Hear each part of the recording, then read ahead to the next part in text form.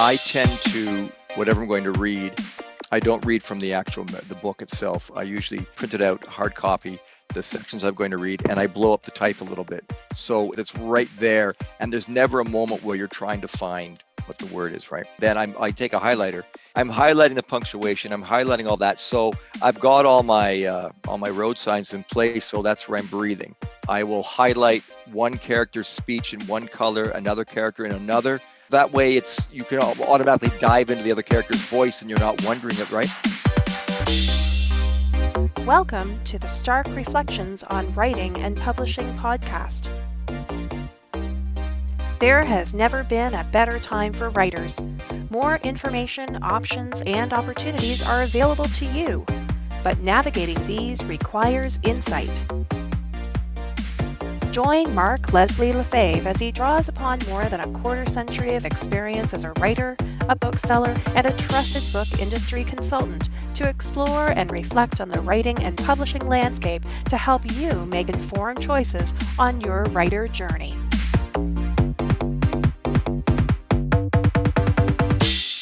Hello, Reflectives, and welcome to episode 189 of the Stark Reflections podcast. This is your host, Mark Leslie Lefebvre. In this episode, I have an interview with Rod Carley. Rod's first novel, A Matter of Will, was a finalist for the 2018 Northern Lit Award for fiction.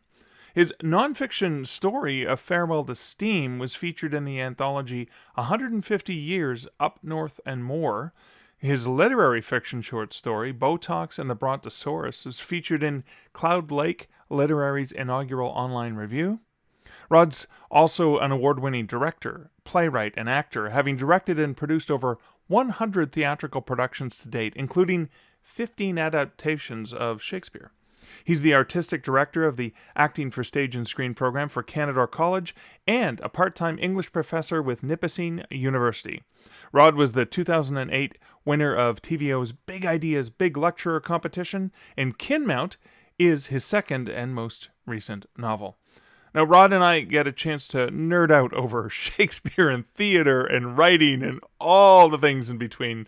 It's a great discussion, and that's coming up later in this episode. But first, let's hear a word from this episode's sponsor. This episode is sponsored by Findaway Voices. Now, Findaway Voices is a platform that allows you to get your audiobook out into the global market, more than 40 retail and library markets to be exact. Well, that's not really being exact because I'm using an inexact number, more than 40.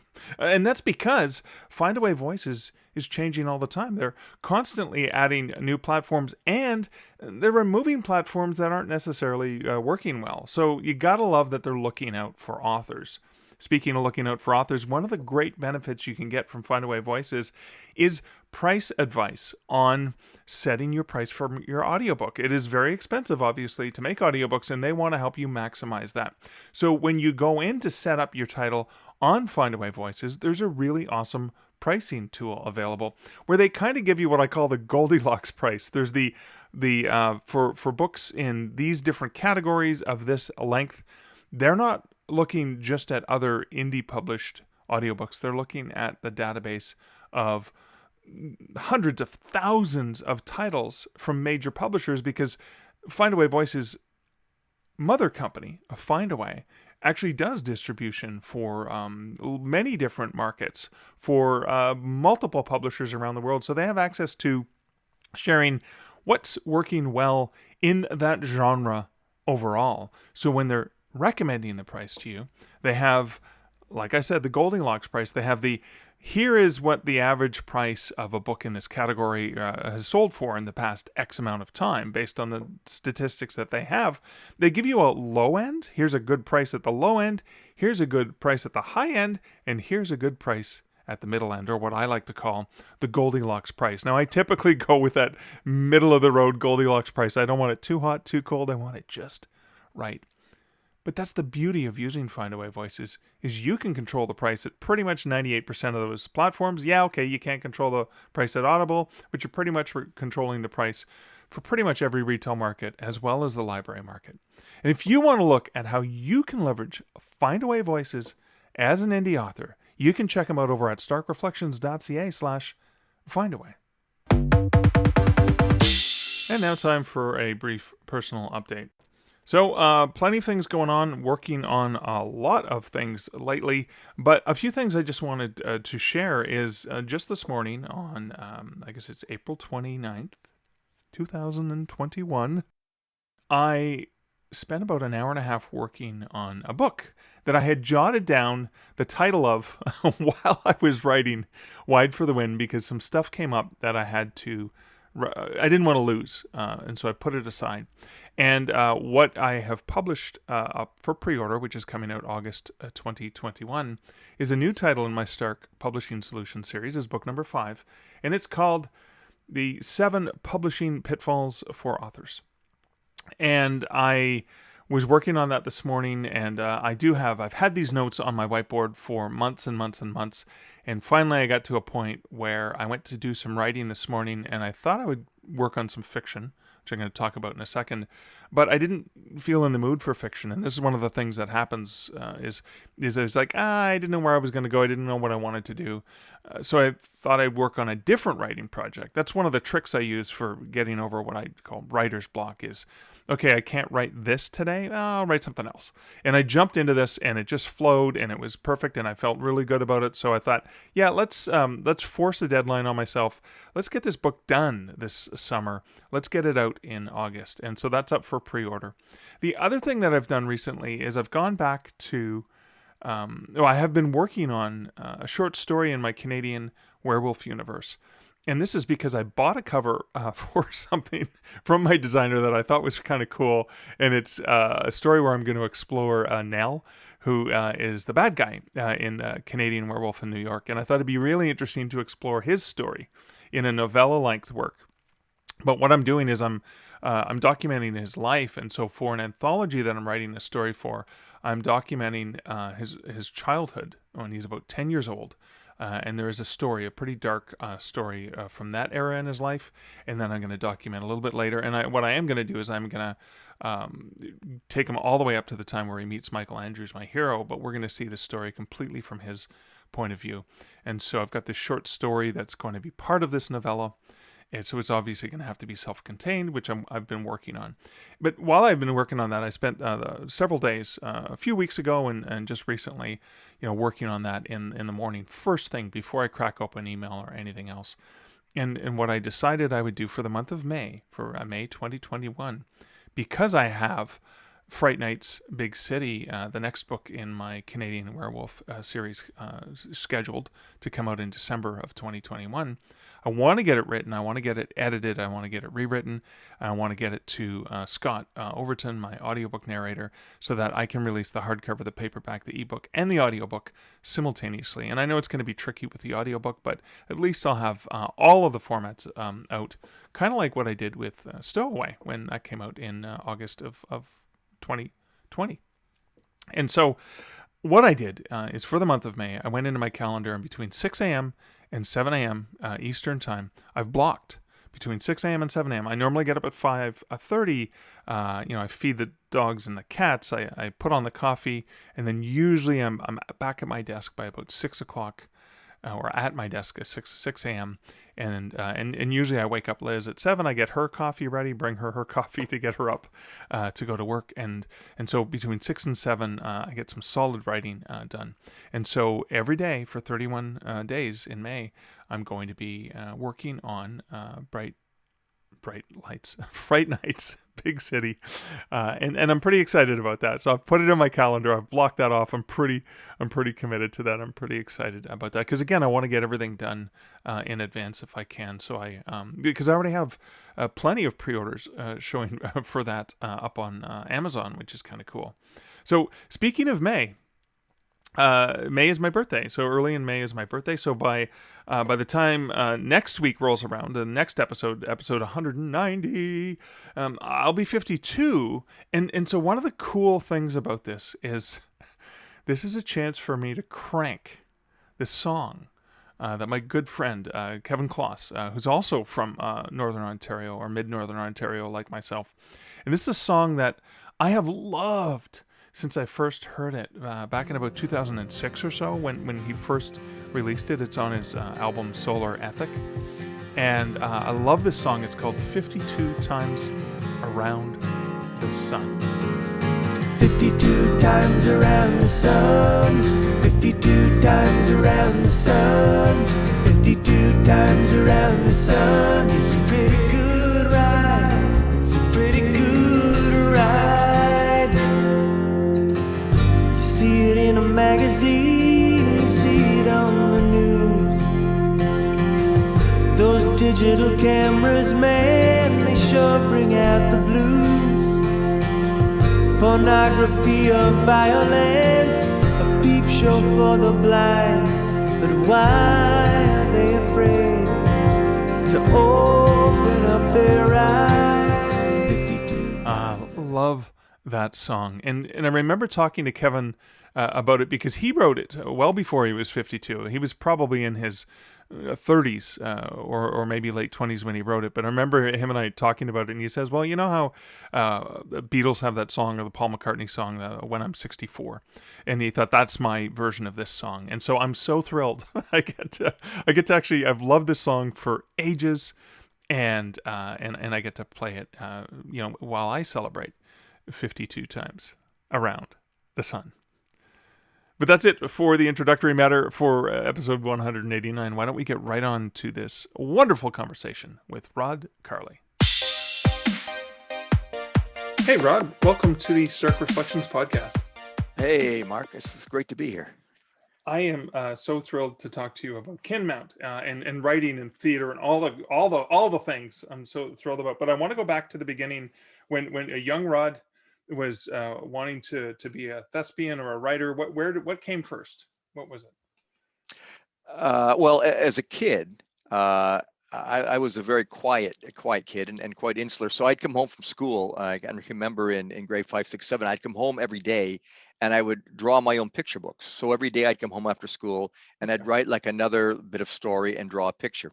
And so I did that all through grade school. And when I got into high school, I was very shy. And when I was in grade 9, my English teacher came to me and said, look, we're doing Nona Net, which is the high school musical, and we're short a few boys. Well, they're always short for guys in high school musical. So anyhow, they asked if I wanted to do like a small part in the chorus. And at the age of 15, I was over the moon, and I did it, right? And that got me introduced to this new world of theater, where suddenly there was this sense of collaboration, but equality, where I was at grade 9, working with all these different age groups and grade 13s, and suddenly I was an equal, and that was not like that outside of rehearsals, and right. So, and I got the bug. So that's when I started focusing on theater all through high school, and I ended up going to York University for their acting directing program. But while I was there, I did a minor in creative writing. And I was so fortunate that my instructor was bpNichol, who was one of the Seven Horsemen, an amazing poet. And he would come into, I remember him coming into class, and he'd come in there and he'd have his blue velour shirt on and his wide corduroy bell bottoms and his sandals and his wild, long, frizzy mane of hair. And he was just so exceptionally positive. And to those of us, there were a few of us in that class that really developed as writers with him. He was fantastic. And so he really lit that fire in me, and I stayed in touch with him after I graduated, and I'd meet with him occasionally for a coffee in the Annex in downtown Toronto, and get encouragement. And but of course, tragically, we lost him so young in '89. So I didn't know him long, but he was a huge influence on me. And yes, and so anyhow, I continued working in the theater, developing a career in the theater. I worked at Stratford for a few years, and on that went. And the writing was always there in terms of doing some playwriting along the ways and adapting a lot of Shakespeare's works into sort of modern settings. And it was 11 years ago that I made the decision to write a full piece of literary fiction. And so I'm sort of gradually transitioning into that world now. Was that A Matter of Will? That was your... That was A Matter of Will, yes, my first novel, yes. Okay. Before we get there, I want to go Sure. back to, that was the first large piece, like book length. Yes, it was. Yes, it certainly was. But were you writing theatrical stuff, or were you readapting Shakespeare? What was the writing that you were doing there? I was working with Shakespeare, and I would work with the original scripts, and then I was trying to find settings that paralleled the sociological, political aspects of the originals, Okay. and so trying to find modern settings. And so, and then so doing, I was doing a lot of editing. I talk about Dave Middleton and Kinmount, calling it sort of Shakespearean paleontology, where you sort of chip away at the large bone of text to get down to the key marrow of meaning, Right. and then get rid of any images that might be difficult for a modern audience member to comprehend and get down to a more concise piece. So I did a lot of that, and Okay. I took great pleasure in finding those parallel modern settings. One in the mid 90s, I adapted Othello into what I called the Othello Project, which was set in Mississippi in 1964 in the middle of the Civil Rights Movement. Oh, wow. And I received a 1996 Door Award nomination for directing for that, and that was a real that was a real shot of validation there. So there was a lot of that adaptive process going on there, and then I wrote two original musicals, the scripts for two original musicals in one in 1999 and again in 2004 for a theater company I ran in Northern Ontario called Nipissing Stage Company. And so and these were all musicals based on the history of Northern Ontario. One was based on the history of railroading, and the second one was based on the whole sort of silver rush going into cobalt in the early Oh, wow. 1900s, right? Oh, And wow. and Was then that something you toured through schools? it didn't tour through schools, but it toured through those communities in the summer. Oh, wow. We Okay. took that on the road a bit, and then I also um, wrote two plays as well that I got Northern Arts OAC funding for, that I produced back in 2010, 2011. But all through that period, I had the idea of wanting to write a longer book piece of fiction, and it had been sitting in my mind for a long time. And then finally, I got around to doing it. So A Matter of Will. So Hmm what was A Matter of Will? It's a picaresque. It's all about it was all about an actor named Will Crosswell, and the book opens with the whole idea that Will's decision to pursue acting dashed his father's hopes of him being a useful adult. Right. Okay. So right. So Will enters theater school training in the late 70s, and he survives that, and he begins working as an actor. And he ends up going to this fictitious classical theater company called the Dominion de Vere Drama Festival, where the whole basis of belief was that all of Shakespeare's plays, were written by de Vere. So Right. there's a satire in the book where there's this imaginary festival where he gets work as an actor, and he's working his way up, but he's got a lot of issues that are unresolved anyhow, and he's a bit hapless. So he ends up getting involved in an affair with the director's wife, and it goes south, and it ends his career at Stratford. And he finds himself struggling to get work. He's become a bit of a black sheep in the industry, and he ends up eventually taking a job at the very bottom of the great chain of being as a weed, as a telemarketer. And he's telemarketing for this fictitious company loosely based on AT&T called Amtel, and he's selling business long distance. And so he meets this pack of animals that he's working with that are all grasping, and it's like a pack of wolves, and conning people, and he gets suckered into that world. So he's living through that, and he's met his wife, and they're married, but they're having troubles. And anyhow, eventually everything falls apart, because he gets caught in a very big scam that his colleagues are doing, loses the job.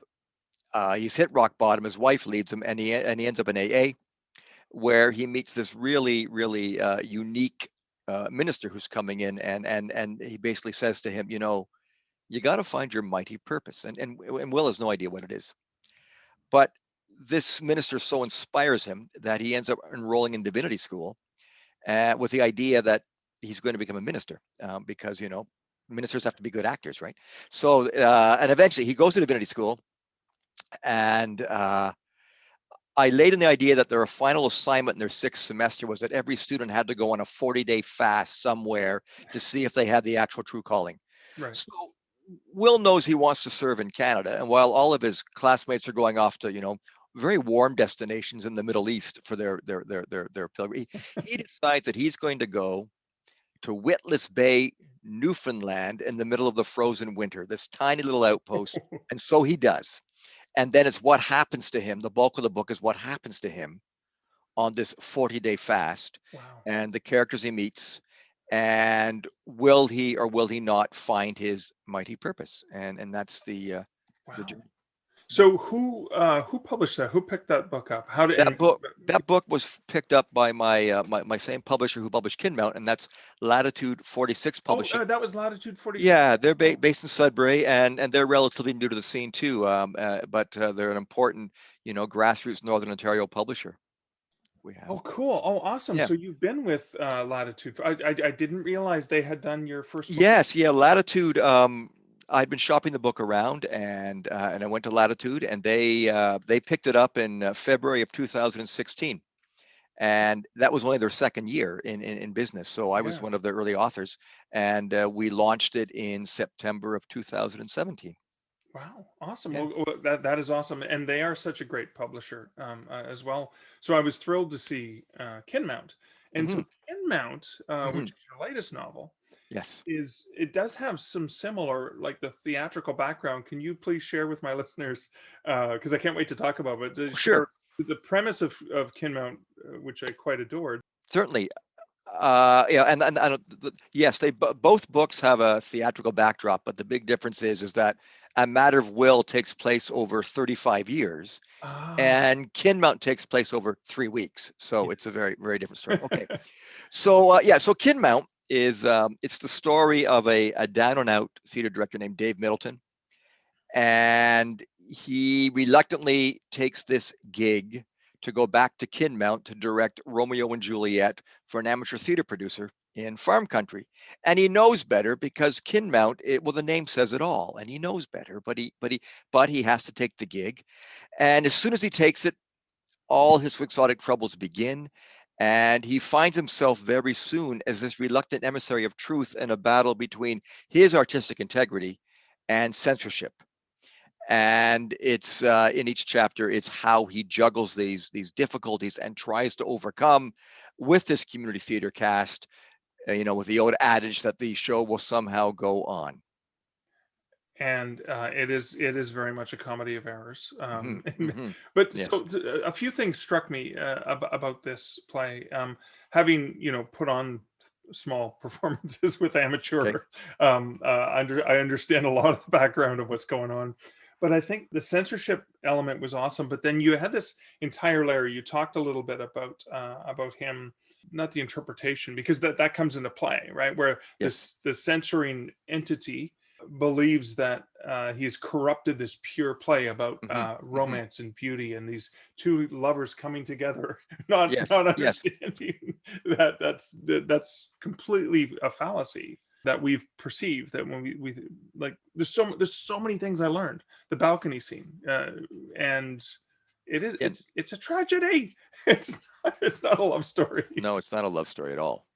So is that based on your own experience when people, obviously the misperception people have when they think of Romeo and Juliet as lovers rather than tragic youth?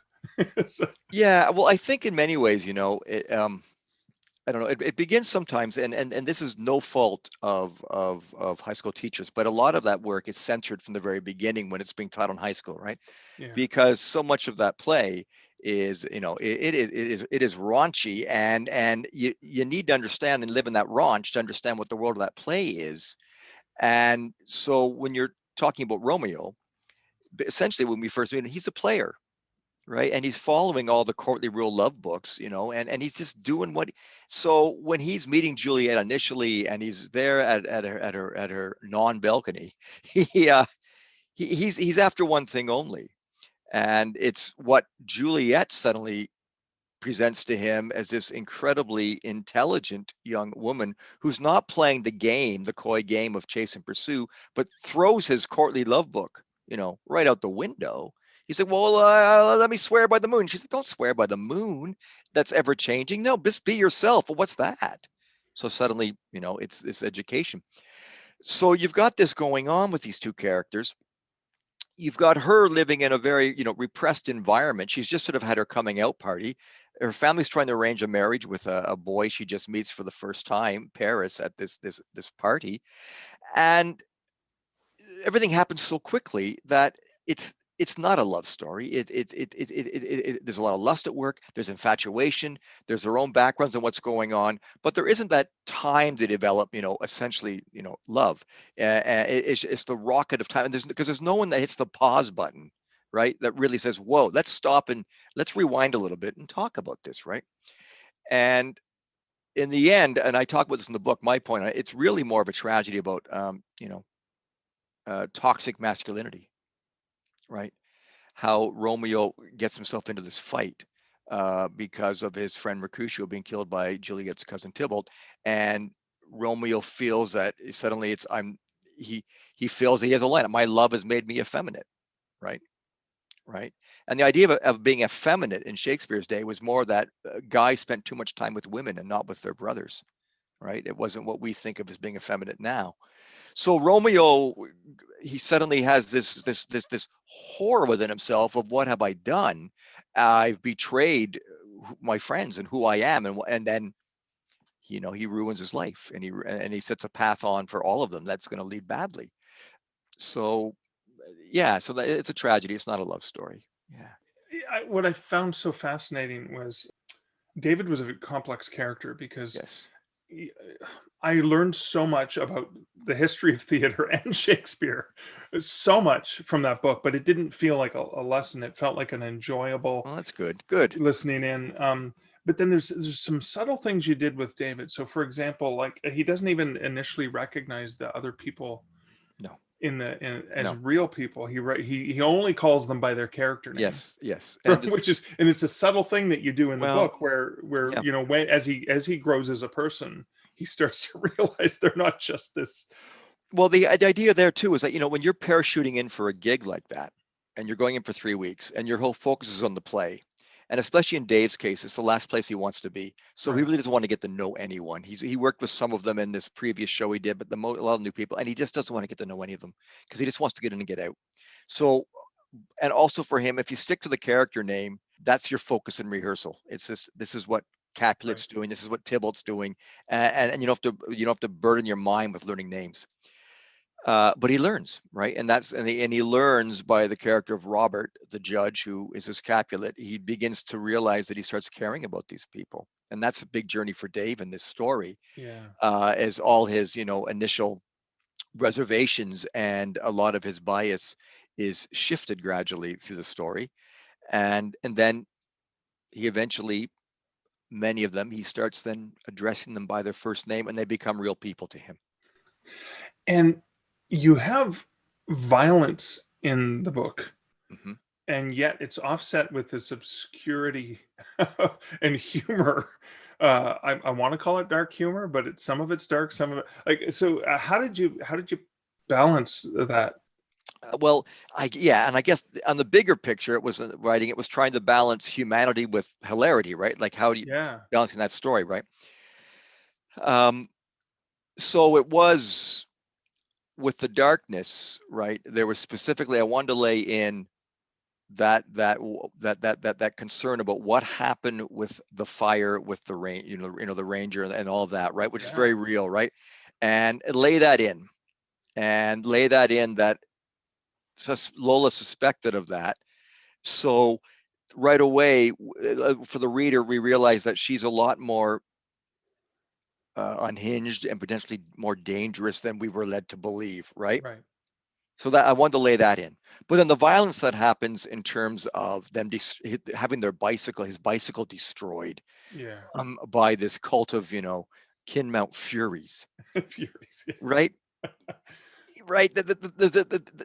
To him, it's yes, it is horrible. That's his bicycle, and it's awful what they do. But because it's so over the top, we're able to enjoy it in that way, and that was deliberate, right? And that was deliberate. So I played with it, and then when their tents run over, that's not funny, right? And then the flat, and then we move on from there. So that I want to keep, and then when he's potentially arrested for assaulting Juliet on a rehearsal, that's not funny. Yeah. So we begin to become aware, wow, this Lola is really, what is she truly capable of? So that allows the reader, as well as we're enjoying his escapades, also really wary of what might happen to him next, because we begin to realize anything's possible. There's the rock thrown through his motel window, Yeah. It all builds to, right? And then without giving the whole book away, there's the radio call-in show, which is sort of the climax of the book. And what Yes. happens there, right? Yeah. Where you're just And like, no, just stop yeah, talking. yes, yeah. And then Yeah. where it can go. But I also, Mark, and I do this in a matter of will too.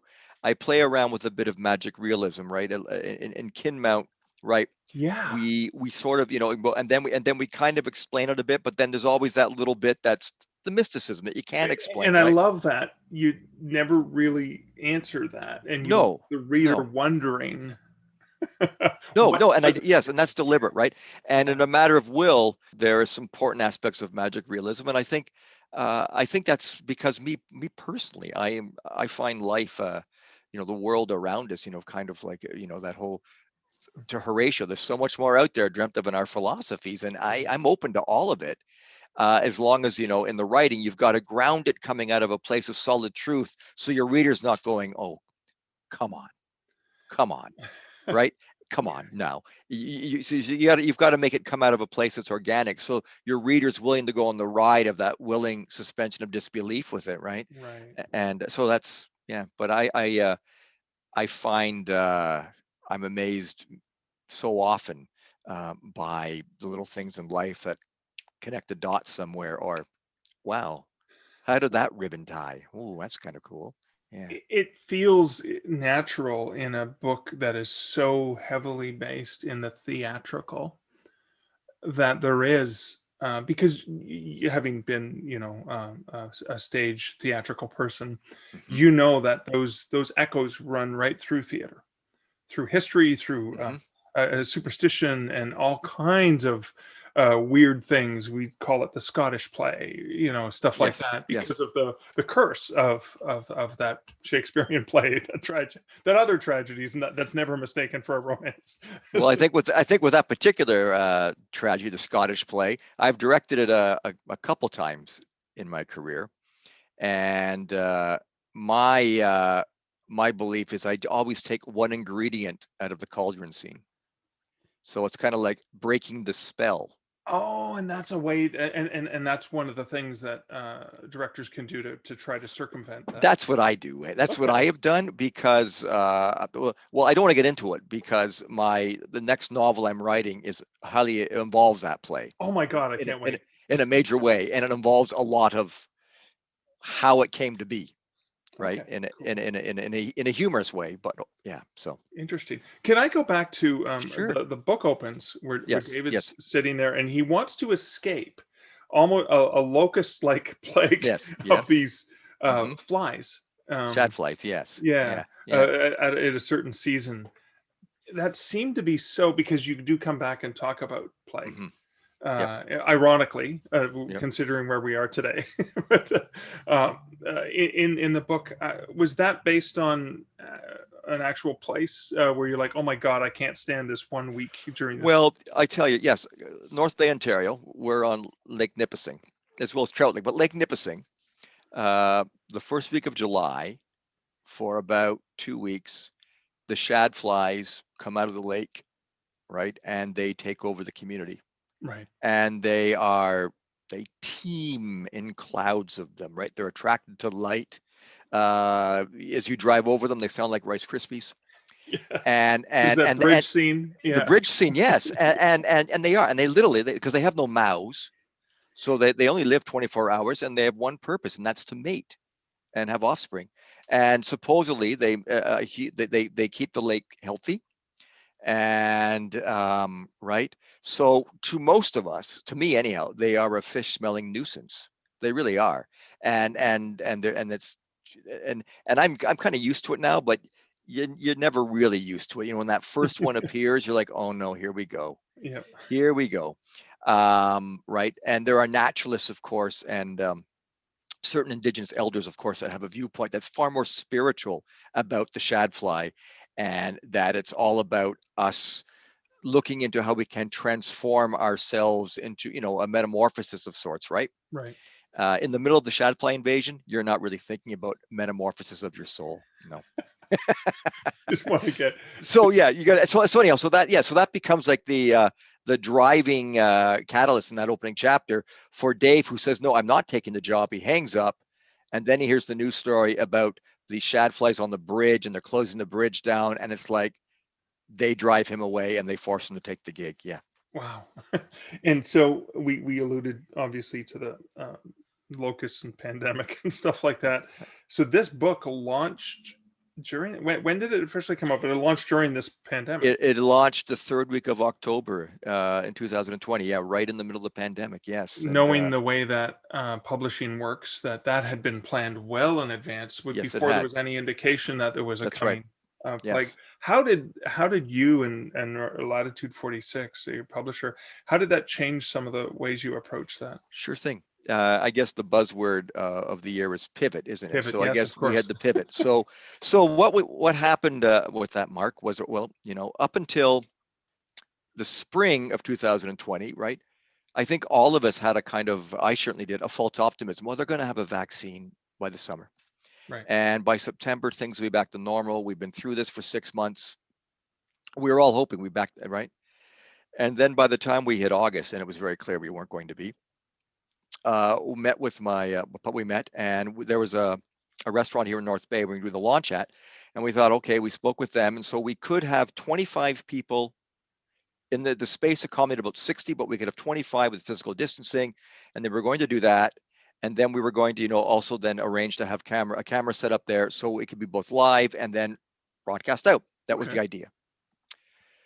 About a month before, things were getting worse, right, with cases, and I checked with a few of the people I was going to invite, and the consensus really was that no one felt comfortable going anywhere, right? So that we made the decision, be about 3 weeks before the launch, going, you know what, we're going all virtual.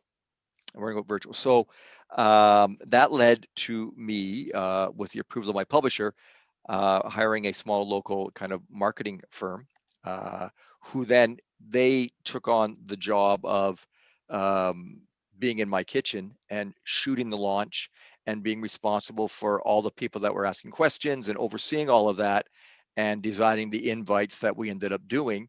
And one of the pros of doing it online was that I was able to have people attend. I have friends in Costa Rica or people out west, in Vancouver, that you could never get at your live launch, right? And I was able to have more actually online watching than I could squish into a restaurant or a banquet hall or anywhere, right, for a live launch. Right. But still, it's not live. But so I thought it was a really good salvage operation, and so we did it.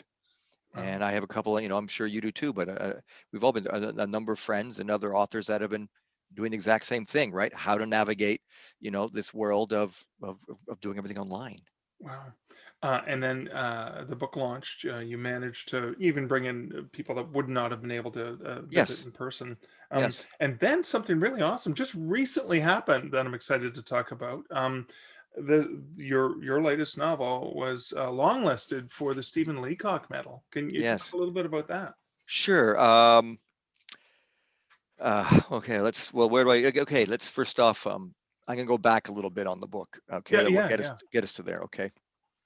One of the champions of the book from the get-go was Terry Fallis, right? And I know we both know Terry, and he's a phenomenal writer of Canadian literary fiction. He's won the Leacock Medal twice, and so and anyhow, he had read the last draft of it. My publisher had approached him, and he read it, and he loved the book, and he said he'd write a cover blurb for it. And I didn't know him that well, and so I have gotten to know Terry over the past year, and we've become very good friends. And I think a lot of things we think alike on. And so with all of this, and knowing what the Leacock Award is, and I knew it was going to be submitted, I've tried to stay just kind of very realistic about it, going, okay, well, there's 87 entries. They're going to pick 10.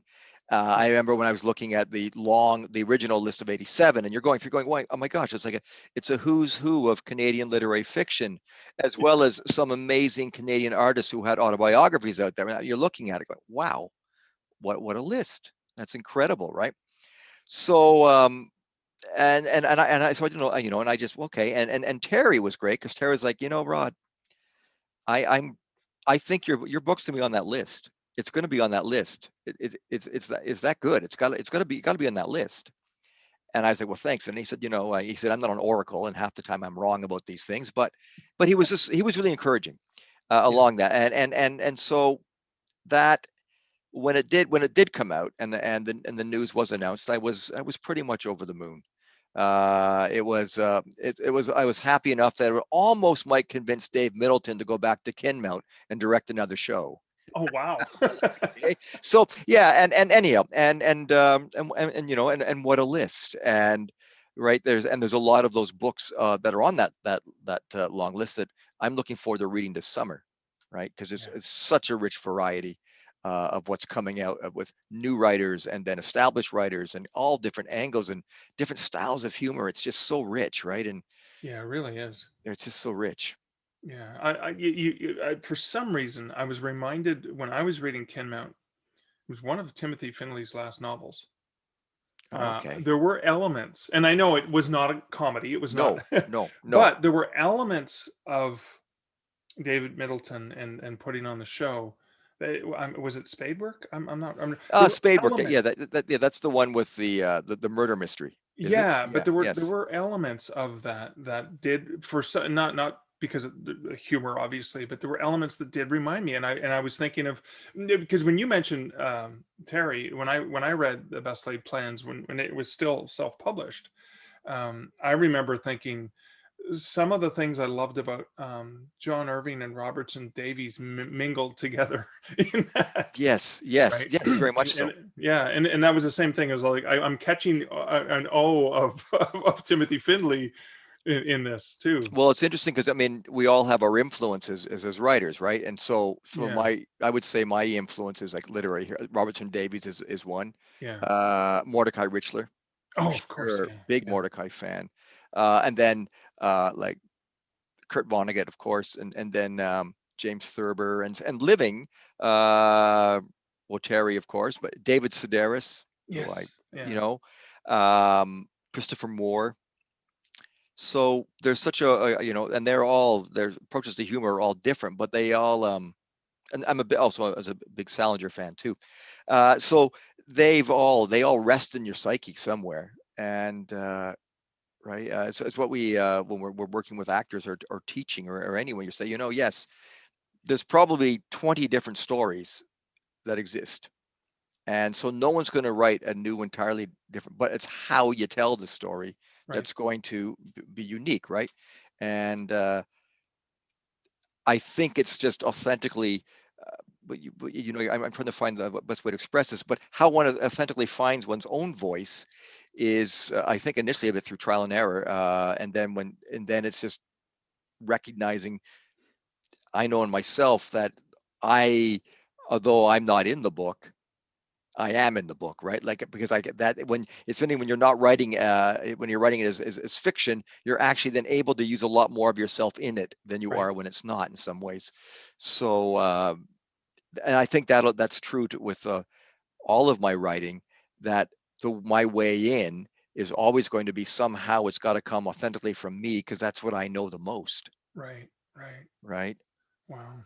I hope I answered your No, question. you did, and thank you. And it leads me, because when you talked about a writer finding their voice, I was remembering the first time that we met, virtual writers group, Yes, conspiracy and of yes, yeah.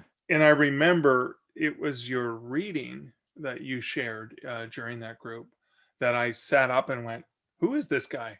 Oh, And that's when I thank you. went and looked you up and found Kinmount, and I'm like, "Oh, I've got to read this novel," and ordered it immediately. But I wanted to ask a question, because Sure. you must have it must come from your theatrical background, but are there things when a writer is preparing to do a reading that Yes. you automatically probably apply them because it just comes by nature now, Right. but you had to have learned obviously over time? Is what is that about doing a reading? And again, it was virtual, and I know it's Mhm. easier when you have an audience in front of you because you Yes. play off the audience, but when the audience is just a bunch of faces in a Zoom window, what are the things that you do to prepare to deliver a reading that Okay. is, All right. powerful? Because most of us writers are introverts and we're not used to delivering vocally.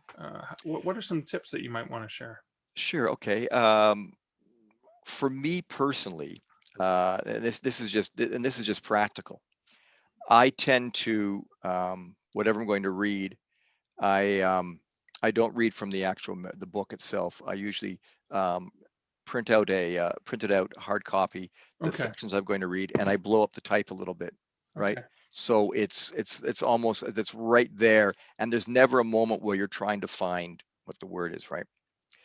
And then because I worked a lot doing voiceover work too, and when so then I'll take the writing, and then I take a highlighter, and I'm highlighting all the commas, and I'm highlighting all the punct. It's kind of like Dave Middleton preparing a Shakespearean text for rehearsal. I'm Right. highlighting the punctuation. I'm highlighting all that. So I've got all my road signs in place. So that's where I'm breathing, right? And then I'll draw lines horizontally along the page where there's a gear shift in topic or emotion. Um, I will highlight one character's speech in one color, another character in another. So that Okay. way, because that way you can automatically dive into the other character's voice and you're not wondering it, right? And doing that with it, and then the big note I have right on every page is slow down, because I have a tendency to get excited and I can start right. And so I have to remind myself still at this age, slow down so that I live in it. And the other Right. thing is Mark, I think is, so if I got like right now with you right now, I've got this in front of me. Is if as I'm reading is to find the line like a sentence here and then deliver it. So I'm making eye contact on the, in a room, you're making eye contact with people. Right. On the screen, you're playing into the camera on your laptop, and you're talking to your virtual audience, and then you're going back and you're lifting another line up, so that it's not completely an exercise in just reading off the page, right? Right. Right. That's for me anyhow. What I try to do is balance that out. So I try to lift it off and bring it to the audience in that way. Also,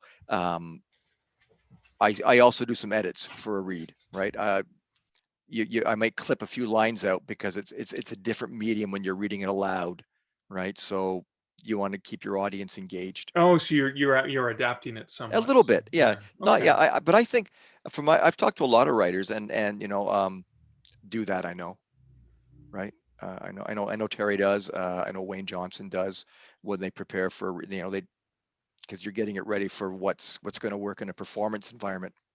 Cool. Now I want to go back to now I'm going to go all the way back to the writing and the putting the prose Sure, on page. sure, sure, sure. How has your work in theater, writing, adapting, directing, how has that informed your ability to write dialogue? Because there is really solid dialogue. Thank you. Okay, well, I would say first off, yeah, I am a dialogue-based writer, and that all comes from my work in the theater, right?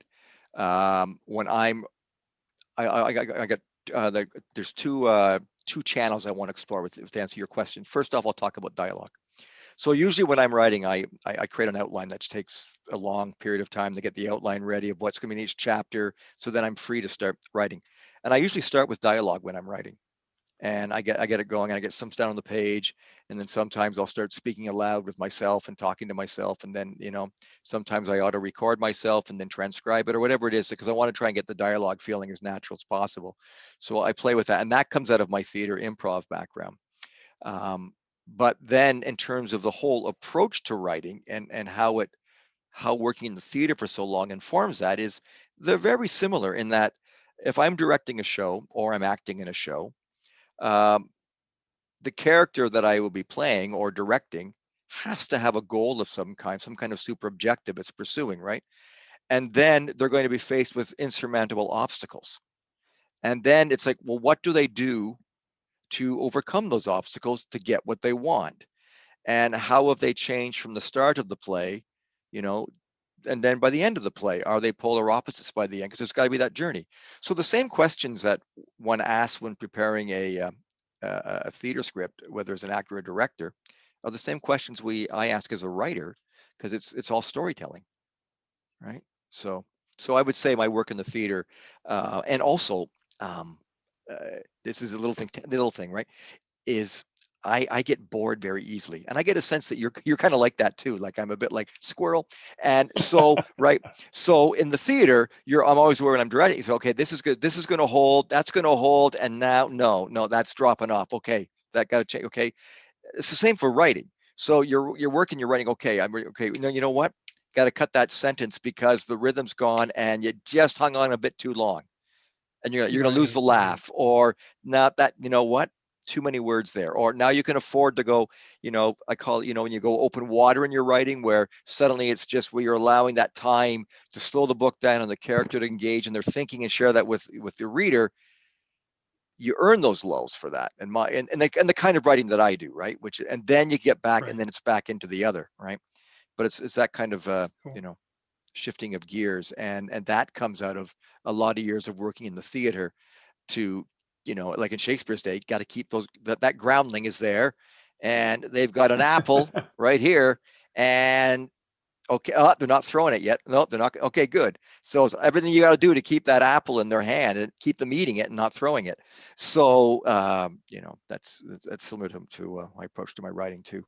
I love that. You made me think about the adaptation that you did with your reading, where you talk about, well, I'm going to tweak this, and it's kind of like you can be pure to what the story was that Shakespeare was telling, but you can change dialogue and you can remove Mm-hmm. lines to cut to the Mm-hmm. chase, because you obviously, and I know David has to do this with the play. He has to adapt the play in Kinmount for the.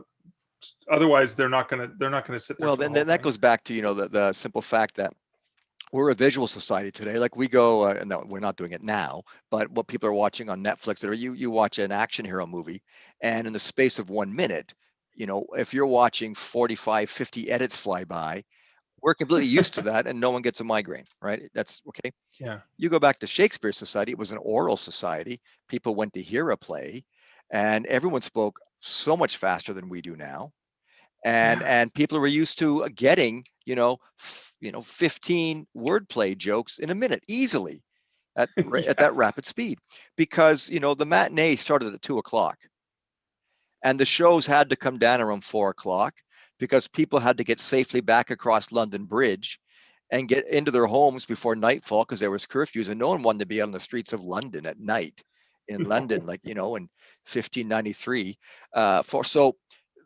So there was that. So you look at it, and I think realistically that the Hamlet that we have, right, that exists in the folio, and there's the quartos, but I don't think Hamlet was probably ever performed in its entirety in Shakespeare's day. I think that probably, and so what you have is a finished play script, even in Shakespeare's company, like with the Lord Chamberlain's men, and then with the King's men or the Admiral's men, a writer provided that script, and Shakespeare had a lot more creative control because he was also an actor in his company and a shareholder. But I'm sure they also cut even for performance from those written scripts as well, right? Because even Hamlet, spoken quickly, is longer than 2 hours traffic on our stage. No, that's Yeah. not going to happen. Right? Not going to happen. So yeah, and that's the careful editing we have to. I think, and I call it responsible. It's responsible interpretation, right? Responsible adaptation, where you've got to have a fidelity to the text, and you really got to be really careful what you take out, and how you do it. So that you and every director is different, right? And every adapter will have their own take on it. But what's great is, so I've done all this, and I've done all these machinations with Romeo and Juliet, or Dave Middleton has, but as soon as it's done, the play bounces up, like one of those Popeye punching bags we had as a kid, and it's right there for the next director to come on and tackle and see what they're going to do with it, right? The play then goes back to its essence for the next director and company to tackle, I and love try to that. make I sense of love it, that. right? Which You is know? why one of the reasons why it's held for so long, because you have that flexibility with the artistic vision that can be adapted and malleable, and then you can always go back to the original Well, text. and I think too, Mark, is because Shakespeare was one of the only writers in his era, right, that wasn't writing contemporary London comedies and settings. He only did one.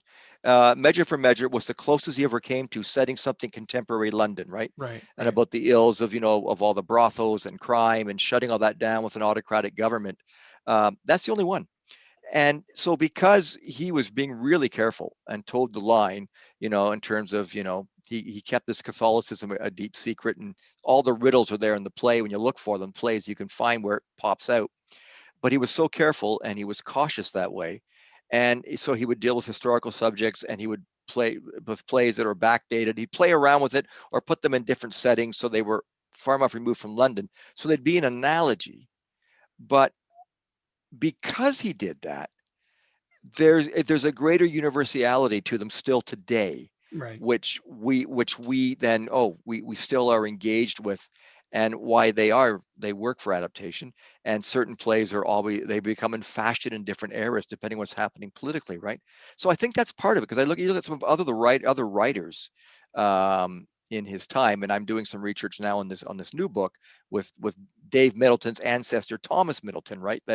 And Thomas Middleton was primarily writing contemporary London satire, and that were very popular in their day. But a lot of people would be hard pressed to name 3 or 4 Thomas Middleton plays, right? They might get The Changeling and The Revenger's Tragedy and Women Beware Women, but after that, I don't think a lot of people know, right? So, and I think that's because his stuff was just right of the day, Right. and Shakespeare's wasn't. It was so that's why it's held so long. Now, besides his incredible psychological understanding of human behavior and his incredible poetry and how he wrote, right? But on the bigger picture, and now, of course, we're in the great debate of, he's some dead old white guy from 400 some years ago, and what's the use of having him in the school curriculum anyhow, right? And it's going through that. And my feeling on that is that I think we got to have everything. And maybe, you can maybe pull back on the amount of, because you don't want, the problem is so many kids and how people get bored with Shakespeare because it's beaten into you, or you're taught, and it's meant to be performed, it's meant to be watched. Right. So I think, doing an overview, but also then saying, well, see what Shakespeare wrote, that led to this writer then doing this later, or that's like this here. So we can kind of see connect the dots and see the value in it, but let everything else share a similar stage with it. I mean, that's the approach I'm hoping we'll see in terms of how they adjust curriculum. But it has to evolve. I mean, the English language is ever evolving, and as we look at the strange new words that get added every year, right, to the Merriam Dictionary. Oh, okay, that's an accepted word now. Okay, I thought that was just a short form tweet. Okay, it's now an accepted doe, word. right? Homer Simpson's doe was added to the Oxford Dictionary how many years ago? There you go, right? So, oh my God, Rod, we could talk for hours, but I do want need Sure. to wrap up. But please, thank you so much for this conversation. Please, Mark, my pleasure. listeners know where they can find out more about you and your writing, all the things you're doing. Sure. Okay. All right. I have a website, which is simply rodcarley.ca, and Kinmount is available to order from any independent bookstore. You can get it from Amazon, Indigo, from my publisher, Latitude 46 Publishing, as well. And if anyone's interested, I'm doing a reading with 5 other readers on May the 2nd for Lit Live in Hamilton. Awesome. At 7:30, and then myself and 2 other writers, Barbara Radecki and Heidi von Palesk, who both also launched books, their second books during this pandemic.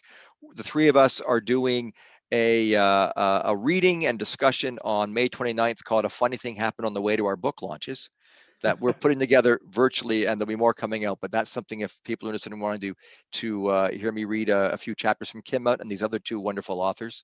Yeah, awesome. That's. Yeah, and this has been great, Mark. Thank you for inviting me to join you and to do this. No, thank you, and I trust you'll send me the links to these so I can add them. I sure will. I sure will. Yes, I sure will. God. Well, Rod, thank you so much. Thank you, Mark. Don't you just love how Canadian Rod and I are at the end of that interview? Thank you. No, thank you. No, thank you. So it was kind of like the two of us were opening the door for one another. No, you first. No, I have to apologize. Anyway, I thought that was cute. But I do want to reflect on something that Rod made me think about, and it's kind of his involvement in writing for multiple platforms, right? Writing for the stage, acting, and writing for the page. And so that's something I wanted to think about, but I wanted to not just think about that, but to take it to that next level with something that I want authors to always be thinking about. So Rod talked about what he does when he prepares for a reading, and he doesn't read from the book. He prints the manuscript in a different font, a larger font. He highlights passages. He highlights different characters so that it's sort of like cues, very similar to what you would do with a script when you're an actor, to highlight certain things that you want to make sure you get right. And so he's preparing for that performance. He also talked about adapting. Sometimes he changes phrases that may work well on a page, but not necessarily in a live reading. And that's interesting. When you adapt it into a different format, it takes on a different need, right? The format sometimes dictates what's going to work and what's not going to work. And I was thinking about that and thinking about the way that he adapted Shakespearean plays. Now, obviously, because I spoke really fast back in the day, and that way I can get what would be a 3.5 or 4 hour or 5 hour play for us would be done in a couple hours in Shakespeare's times because the audience was able to keep up with it. I know my partner Liz makes fun of me because I listen to audiobooks and podcasts, usually at 1.5 speed. Sometimes, depending on how slowly the narrator speaks, I can listen to it at 2 or sometimes 2.5 times speed in order to take in the content more rapidly. And that's something I do on pretty much most podcasts. It's 1.5 speed. And then with some audiobooks, if the narrator's slow, and particularly when it comes to nonfiction, the speed is 2 to 2.5 times faster, and that just allows me to consume the content. So it's interesting when you think about the different types of content and how people take those things in. But thinking about that adaptability of the different IP, which is what it's coming back down to for me, is you may have an idea that is shared in one way in poetry. It may be shared in another way. The same idea can be shared in a nonfiction article. That same concept idea can be shared in a short story. It might be able to be applied or shared in a novel. It could be audio. It could be a speech you do. It could be a presentation. It could be something for a podcast. Thinking about yourself at the center of all this, as the creator, as the master of this intellectual property, and all of the different variations and all of the ways that it gets adapted into the different formats. That's the kind of thing I want writers to be thinking about, so that they can free themselves up to embrace new opportunities, new formats, new styles of getting that writing, that intellectual property out into the world, well beyond just thinking of it as a flat book or words on paper. So that's just some of the things that it made me think about. The other thing that I think is important is when I met Rod, and it was at a live reading event where a bunch of different people are reading, he stood out, obviously, because he's an actor and he's got that background, but he stood out. And I wanted to talk to him.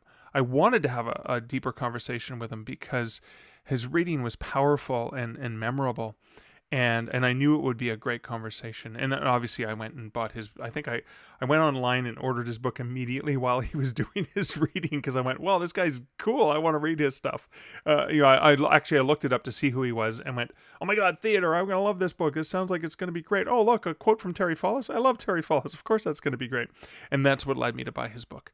So those are some of the things to think about when you're putting your work out there, is the adaptability for the format, the IP, all of those wonderful things. Well, that's my convoluted reflection or multi-layered reflections for this episode. This is the end of episode 189. Thank you so much for listening. If you want to help support the podcast, you can leave a review for the podcast over on the podcatcher of your choice. You can also, and this would be awesome, I'd appreciate it, share this podcast with someone that you think would find value in it. Other ways you can support the podcast is you can become a patron of the podcast over with the awesome group of patrons who support this podcast over at patreon.com/starkreflections, where for as little as $1, $3, or $5 a month, you get access to additional bonus audio content and other content that I share for patrons. So thank you to all of my patrons who support this podcast over at patreon.com/starkreflections. Thank you for listening to this podcast and for being here in this episode. And so until next week and next episode, this is Mark Leslie Lefebvre wishing you great writing and good Stark Reflections. Thank you for listening to the Stark Reflections podcast. You can find show notes for each episode at starkreflections.ca.